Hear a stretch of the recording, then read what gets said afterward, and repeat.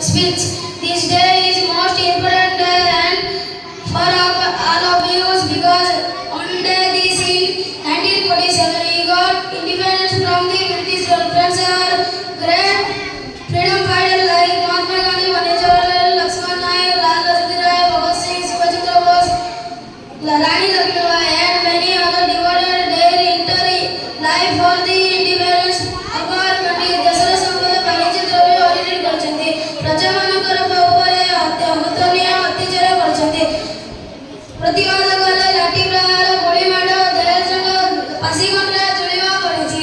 ତା ସତ୍ତ୍ୱେ ଆମ ଦେଶର ସାହସୀ ଦେଶପ୍ରେମୀ ମାତୃଭୂମିକୁ ଇଂରେଜ ଶାସନରୁ ମୁକ୍ତ କରାଇବା ପାଇଁ ବ୍ରିଟିଶ ଫୌଜ ଆଗରେ ଠିଆ ହୋଇଛନ୍ତି। ପ୍ରକୃତ ସ୍ୱାଧୀନତା ଆନ୍ଦୋଳନ 1857 ମସିହା ସିପାହୀ ବିଦ୍ୟାଳୟ ଶୁଭାରମ୍ଭ ହୋଇଥିଲା। ମଙ୍ଗଲ ପାଣ୍ଡେ ନାମକ ଜଣେ ଭାରତ ସାହସୀ ସିପାହୀ ବିଦ୍ୟାଳୟ ଶୁଭାରମ୍ଭ କରିଥିଲେ। କହିଲେ ଅତ୍ୟୁକ୍ତି ହେବନି, ସମଗ୍ର ଭାରତବର୍ଷର ଏହାର ପ୍ରଭାବ ପଡ଼ିଛି। ବ୍ରିଟିଶ ଫୌଜ ଆଧୁନିକ ଅସ୍ତ୍ରଶସ୍ତ୍ର ସାହାଯ୍ୟରେ ଏମାନଙ୍କୁ ଦମନ କଲେ, ପ୍ରତିବାଦ କଲେ, ରକ୍ଷା ନାହିଁ। ତଥାପି ଧୀରେ ଧୀରେ ସାରା ଭାରତର ସ୍ୱାଧୀନତା ସଂଗ୍ରାମ ବିଦ୍ରୋହ ଦେଖାଦେଲା।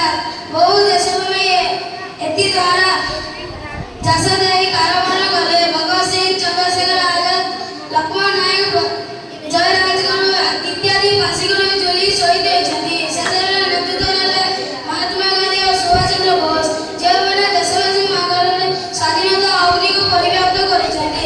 ଏହାର ଫଳସ୍ୱରୂପ ସ୍ୱାଧୀନତା ଆନ୍ଦୋଳନର କୋଟି କୋଟି ଦେଶବାସୀ ଭାଗ ନେଲେ। ନେତାଜୀଙ୍କ ସ୍ଲୋଗାନ "ମୋତେ ରକ୍ତ ଦିଅ, ମୁଁ ତୁମକୁ ଶକ୍ତି" ଓ ବାପୁଜୀଙ୍କ ଅହିଂସ ନୀତି ଏହାର ଶେଷରେ ଇଂରେଜୀମାନେ ମୁଣ୍ଡ ନୁଆଁଇଲେ। 1947 ମସିହା ଅଗଷ୍ଟ 15 ତାରିଖ ଦିନ ଆମ ଦେଶ ସ୍ୱାଧୀନ ହେଲା। ସେବେଠାରୁ ଆମ ସ୍ୱାଧୀନତା ଦିବସ ପାଳନ କରି ଆସୁଅଛୁ। ଏହି ଦିବସ ପାଳନ କରିବା ଦ୍ୱାରା ଭାରତବର୍ଷକୁ ସ୍ୱାଧୀନ